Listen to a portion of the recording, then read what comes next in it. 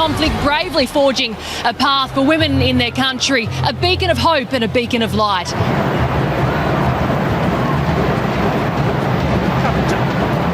Side to Fowler. Nice combination between those two. Will take a space, Carpenter. Finds at the last moment across and that pass. Well, it's found its way all the way into the back of the net and caught Mariam Yektai completely off guard. And it is a very special finish for Amy Sayer. Going to go all the way back to halfway. We spoke about her contribution. We spoke about her growth in this Matildas team. Ford glances ahead. The eyes are on Kerr. Doesn't detail it at the far post. And it's Mary Fowler. It's not the cleanest goal she'll ever score, but she won't mind too much because it's the second for the Matildas in the first half. And it's just the goals the side needed. The Matildas, 2 goals to the good.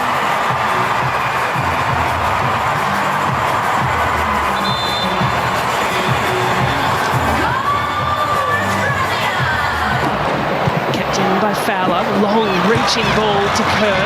She can only get a touch that sends it up and under. Van Egmond settles things back down. Now Kennedy! Oh, well, it's really lovely from Alana Kennedy on the spot, there to finish.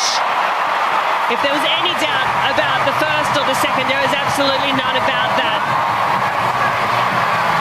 And in appearance number 144, Alana Kennedy has her 13th in a Matilda shirt.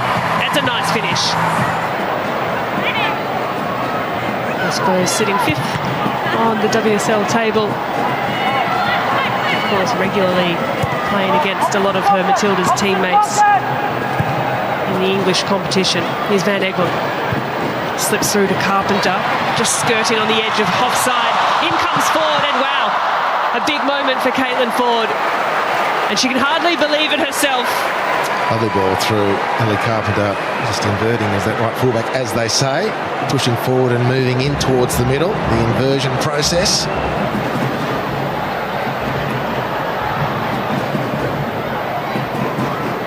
Just slows the tempo. Looks at the picture, rules pass blocked. Now Nevin draws the defender, slips Fowler. Fowler's delivery, sharp and fast, and oh, it was almost a second for Amy Sayer. Neat from the Matildas. That's good football. Courtney Nevin's work there was excellent. Maybe didn't look like much, just a quick 10-metre burst with the ball. First half edges closer to the 45-minute mark. Undoubtedly a bit of stoppage time to add, but the Matildas are still on the charge. First time cross finds Kerr. Kerr pushes it past the goalkeeper, and it does find the back of the net.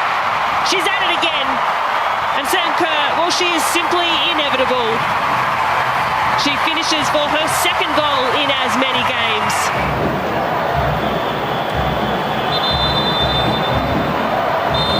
Decision offside. No goal for Sam Kerr.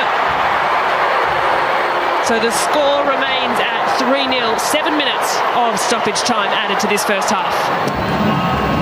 So a little over 2 minutes remain of this stoppage time. It's a lovely ball threaded through. Ford is on the chase.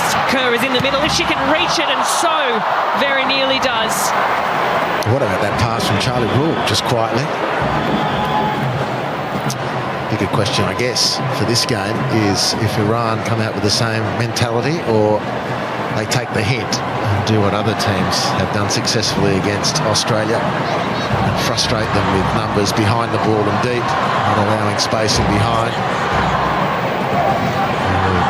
There was a lot of that in the first half, which the Aussies were good enough to exploit. Fowler around the corner finds Sayer. Shouts for a handball. The referee does have a look, thinks about it, points to the spot. It's early in the second half, but it's a penalty for the Matildas. And indeed, she's right. I don't know if that penalty is going to stand.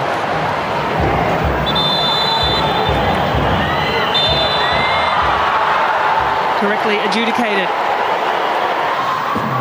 The driven cross. Nice shape. Kennedy the target. Kennedy the finisher. It's a second for the night.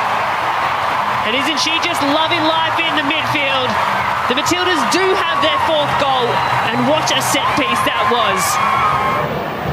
Maybe one last foray forward if the Matildas can make the most. No time left. Full time at the Gold Coast Stadium in Queensland. Iran 0, Australia 4.